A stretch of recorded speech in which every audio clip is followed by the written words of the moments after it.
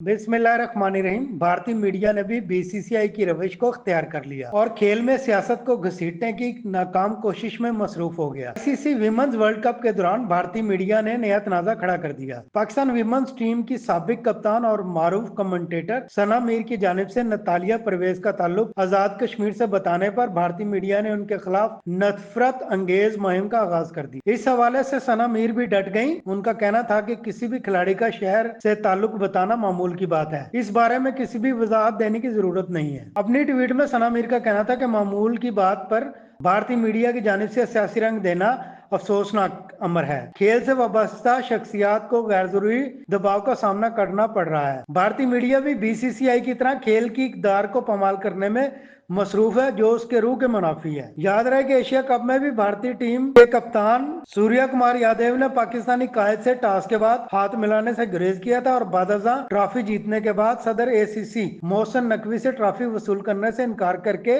इखलाकी गिरावट का सबूत दिया था।